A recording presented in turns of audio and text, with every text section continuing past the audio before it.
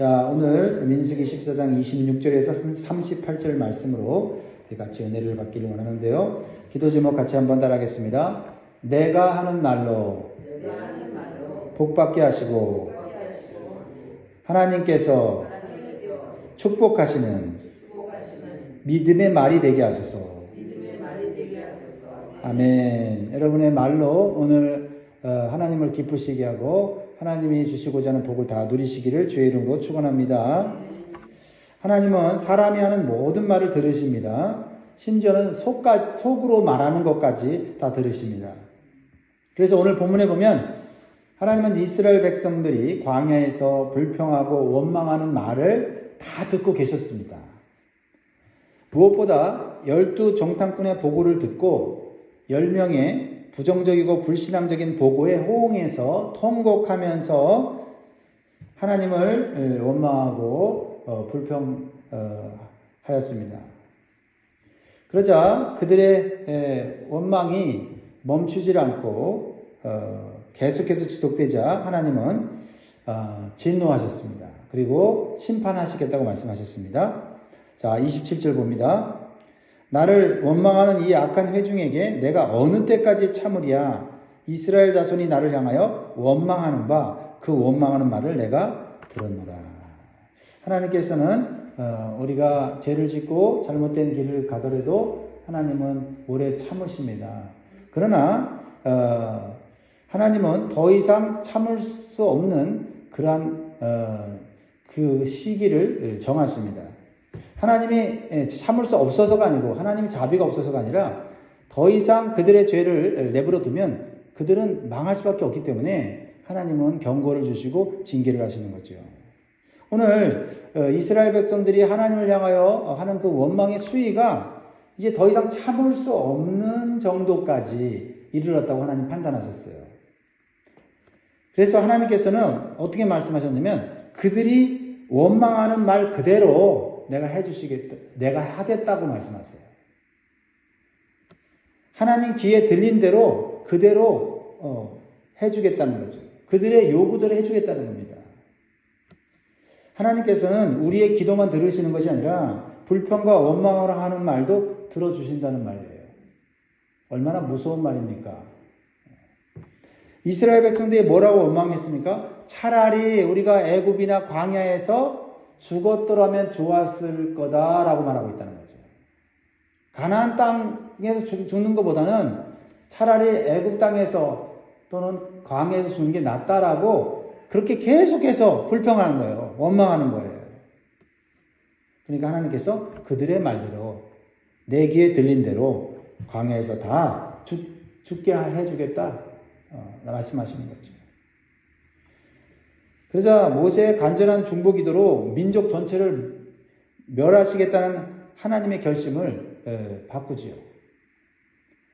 하지만 그들의 지속적인 불평과 원망하는 그 태도에 대해서는 하나님께서 징계하시겠다고 말씀하세요. 하나님이 용서하셔도 그 마음의 불평과 원망의 근본을 뿌리 뽑지 않으면 또 불평하고 원망할 거니까 그 불평과 원망의 태도를 하나님께서 징계하심으로 바꿔놓으시겠다는 거죠.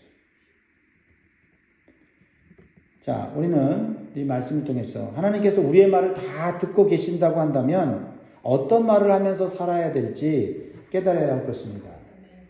원망의 말도 들으시고 시행하신다면 우리는 믿음의 말을 하고 소망의 말을 하고 긍정적인 말을 할 필요가 있다라는 겁니다.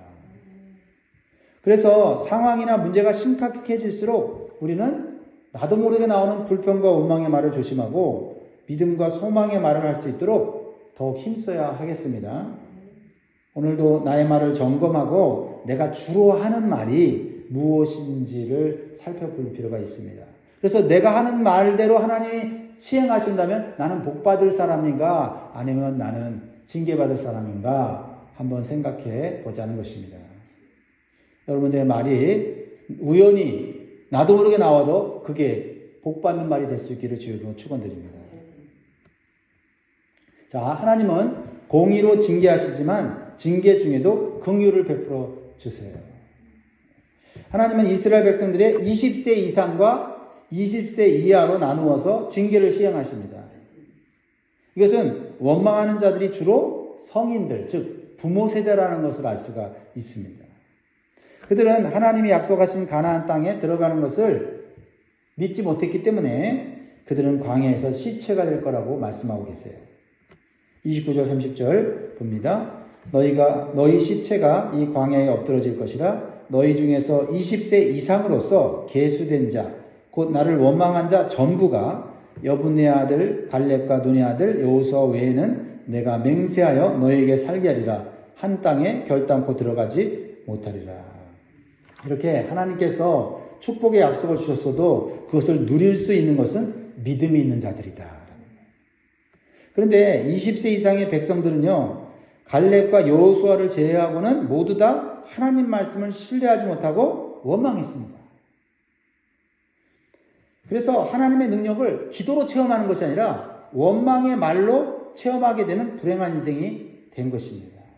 여러분, 기도에서 하나님의 능력을 체험해야지 내가 불평하는 말, 원망하는 말, 부정적인 말로 인해서 하나님이 그것을 시행하신다고 하면 얼마나 불행하겠습니까? 우리는 하나님의 말씀과 현실이 서로 맞지 않을 때 현실을 믿을 것이 아니라 하나님의 말씀을 믿어야 되겠습니다. 부정적인 보고로라는 10명의 정탐꾼이 가나안 땅은 좋은 땅이지만은 우리가 들어가서 살 수 없다. 왜냐하면 현실적으로 그들은 우리보다 강하고 성은 견고하고 그들은 우리보다 큰 거인들이다 라고 말했습니다. 그래서 우리는 들어갈 수 없다. 현실적으로 맞는 얘기지만 하나님은 현실만 얘기한 것이 아니라 하나님은 내가 능히 그 땅을 너에게 주겠다라고 하나님이 또한 약속의 말씀을 주셨다라는 거죠.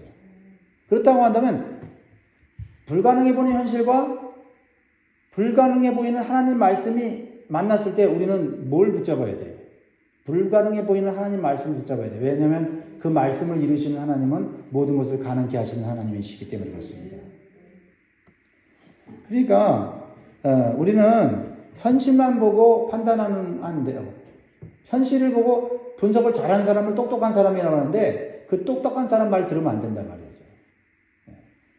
불가능한 것을 이룰 수 있는 하나님의 말씀을 믿는 자가 되어야 될 줄 믿습니다. 이것이 진정한 승리의 길이에요. 하나님께서는 징계 중에도 은혜와 공유를 베풀어 주셔서 당장 죽게는 하지 않으세요. 광야에서 일정 기간 동안 살 수 있는 기회를 주세요. 무슨 기회일까요? 회개할 수 있는 기회. 그리고 다시 훈련받을 수 있는 기회를 주시는 거예요. 그 이유는 뭐냐면 하나님께서 자녀 세대를 보호하시고 양육하셔서 하나님 백성으로 삼아서 가나안 땅에 들어가게 하시려는 거예요. 여기에는 하나님의 언약과도 관계가 있습니다. 자, 32절 12절 보세요.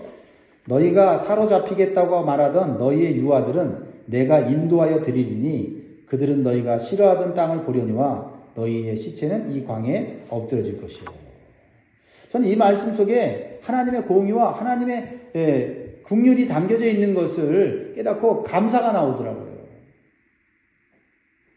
사실 원망하는 이스라엘 백성들이 한 말 중에 뭐라고 얘기를 했냐면 그 가나안 땅에 들어가면 우리 자녀들 저 강력한 가나안 족속들에게 다 잡혀갈 거다. 우리 자녀들이 거기 가서 죽으려고 우리가 들어가겠냐? 하면서 하나님께 원망했다는 거예요. 그래서 그들은 가나안 땅에 들어가기를 싫어했고 거부했습니다. 하지만 하나님께서는 오히려 그들의 말대로 하지 않고 그들의 자녀들은 가나안 땅에 들어가게 하실 것이고 그들이 싫어하던 거부하던 가나안 땅에서 그들은 생명을 보존하고 잘 살 거다라고 말씀하셨어요. 부모가 잘못했어도 자녀들에게는 하나님께서 새로운 기회를 주시겠다는 거예요. 여기서 우리는 하나님의 긍휼하심을 발견하게 돼요. 우리가 하는 모든 불평과 원망의 말대로 행하신다면 우리는 한 사람도 살아남을 사람이 없어요. 근데요, 감사하게도 우리가 한 말 그대로 다 이루시지는 않아요. 그 얼마나 고마워요. 그렇죠? 그래서 우리가 잘하고 있기 때문에 평안하다고 생각하면 착각이에요. 오히려 우리가 하나님의 은혜와 긍휼 때문에 많은 재난 중에도 우리의 생명이 보존되고 있음을 감사해야 한다라는 거예요. 우리는 부모 세대가 징계를 받을 때 자녀 세대들은 함께 고난받을 수 있음을 또한 기억해야 합니다. 하나님께서는 부모의 죄 때문에 자녀들에게도 똑같이 징계하지 않지만 부모의 죄의 영향력으로 인해서 자녀들이 고통을 당할 수 있다는 거죠. 예를 들면 가족 중에 누가 사회적으로 지탄받을 범죄를 저지르면 누가 스트레스 받습니까? 누가 고통을 받습니까? 가족들도 함께 고통을 받잖아요. 그러니까 죄의 영향력이라는 거예요. 나만 죄 짓고 끝나는 게 아니에요. 내 죄를 인해서 내 주변 사람들이 고통받는 거예요. 그걸 생각해야 돼요. 이 책임성, 이게 있어야 돼요. 죄에 대한 책임성이 있어야 돼요. 그래서 자녀 세대들은 40년 동안 부모 세대가 지은 죄가 얼마나 하나님 앞에서 잘못된 것임을 회개와 훈련 기간을 통해서 깨달아야 했습니다. 그리고 자녀 세대들이 하나님께 순종하는 법을 배워서 가나안 땅에 들어가게 하신 것입니다.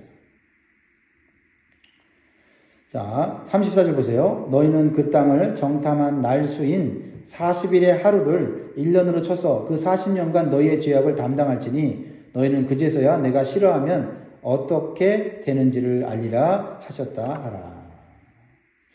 저는 이 40일 동안 하나님께서 가나안 땅을 정탐하면서 하나님께서 주실 약속의 땅을 기대하고 소망하고 믿음으로 보고 왔다면 하나님께서 40년 동안 축복을 해주셨을 거예요.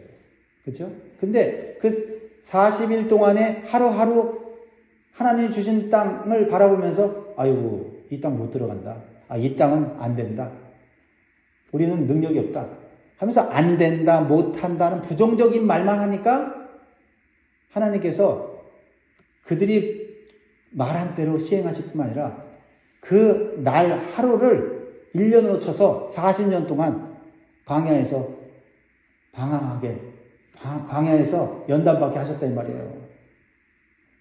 여러분 우리가 교회 공동체 생활을 하면서 우리가 사실 할 수 있는 일들이 우리의 능력으로 할 수 있는 일들이 우리의 시에 할 수 있는 일들이 많지 않습니다. 탁 보면 할 수 없어요. 힘들어요. 어려워요. 괴로워요. 예. 근데 그러할 때 우리 말을 조심해야 된단 말이에요. 우리 할 수 없어. 근데 하나님 하셔. 이렇게 얘기를 해야죠. 그건 안 돼. 그건 하지 말자. 그거는 우리의 능력 밖이야. 거기까지만 말하면 안 돼요. 그러나 하나님이 지혜 주고 능력 주시면 될 수 있어. 한번 해보자. 이렇게 해야죠. 우리는 이 말씀의 교훈을 통해서 하나님의 백성은 하나님께서 싫어하는 것을 하게 되면 결코 약속하신 축복을 누릴 수 없다는 것을 배워야 합니다. 그러므로 부모 세대들은 자녀들에게 먼저 가르쳐야 할 것이 세상의 지식이나 학문이 아니라 생사 화복을 주관하시는 하나님과 하나님의 말씀이라는 것을 분명히 깨달아야 할 점이 있습니다. 하나님은 공의로우신 분이세요. 그래서 죄의 심판은 각자가 지은 죄에 따라서 받게 되어 있습니다. 하나님이 두루뭉실하게 죄를 정죄하고 심판하시는 게 아니에요. 그리고 경중을 따라서 공의롭게 시행하십니다. 그러니까 죄를 직접 지은 자나 간접적으로 죄를 지은 자를 구분하세요. 똑같이 벌 주지 않습니다. 다른 사람이 죄를 짓도록 하는 악한 자나 죄의 유혹에 잠시 빠진 자를 구분하세요. 그러나 죄를 지은 것에 대해서는 하나님이 결코 지나가지는 않으세요. 그래서 하나님께서는 주시겠다고 약속한 가나안 땅을 악평한 10명의 정탐꾼은 바로 심판하셨습니다. 왜냐하면 자기도 죄를 지었지만 다른 사람들도 다 죄 짓게 만들었잖아요. 부정적인 말, 불신앙적인 말을 함으로 이스라엘령 전체가 하나님을 원망하게 하는 죄를 졌잖아요. 여러분, 이렇게 다른 사람을 죄 짓게 하는 이 죄는요, 더 큰 죄예요. 그래서 하나님이 즉결 심판을 하십니다. 36절, 37절 보세요. 모세의 보냄을 받고 땅을 정탐하고 돌아와서 그 땅을 악평하여 온 회중이 모세를 원망하게 한 사람, 곧 그 땅에 대하여 악평한 자들은 여호와 앞에서 재앙으로 죽었고, 바로 눈앞에서 재앙으로 죽었습니다. 그러나 이 악평한 정탐꾼의 영향을 받아서 원망의 죄를 지은 백성들은 심판의 수위가 좀 낮아져서 즉시 죽지는 않고 광야에서 일정 기간 살다가 죽게 되었습니다. 그들은 그래도 회개할 기회를 얻었고 하나님께서 또 주시는 은혜를 누릴 수 있는 기회가 있었다 이 말이에요. 반대로 대부분의 사람들이 원망과 불신의 말을 쏟아낼 때 믿음을 지키고 하나님의 말씀을 끝까지 신뢰한 사람에 대해서는 하나님께서 생명을 보존할 뿐만 아니라 그들의 미래를 보장하는 축복을 하십니다. 하나님 공의로우신 분 아니에요? 38절 같이 읽고 마무리합니다. 시작. 그 땅을 정탐하러 갔던 사람들 중에서 오직 눈의 아들 여호수아와 여분의 아들 갈렙을 생존하니라. 아멘. 여러분, 많은 사람들이 부정적이고 불신앙적인 말을 하고 하나님의 능력을 의심할 때 여러분이 비록 한 사람이라도 두 사람이라도 소수라도 할지라도 여러분 하나님 바라보면서 긍정적인 말, 믿음의 말, 신앙의 말을 해야 될 줄 믿습니다. 사람들에게 욕을 먹을지 모르지만은 그러나 하나님이 그 인생을 보호하시면 더 복된 길로 가는 거예요. 네. 사람이 죽고 사는 것은 하나님께 달려 있습니다. 하나님은 생명의 창조자이시고 주관자이십니다. 그러므로 우리는 하나님께서 은혜를 베풀어 줄 때 하나님 말씀을 따라서 살아야 합니다. 우리가 하나님 말씀대로 살지 않아도 괜찮은 것은 하나님께서 오래 참으시고 긍휼하심으로 기다리고 계시기 때문이에요.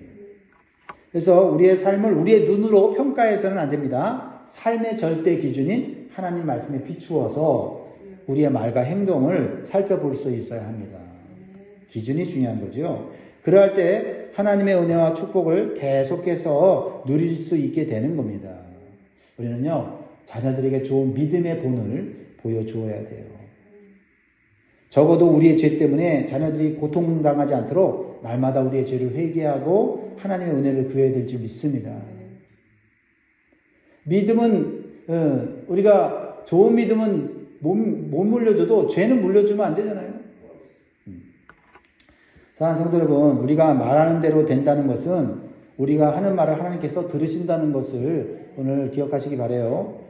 그래서 우리의 말이 하나님을 원망하는 말이 아니라 감사하는 말이 되고 믿음의 말이 되고 우리의 말이 정말 하나님을 기쁘시게 하는 말이 되도록 훈련해야 될 줄 믿습니다.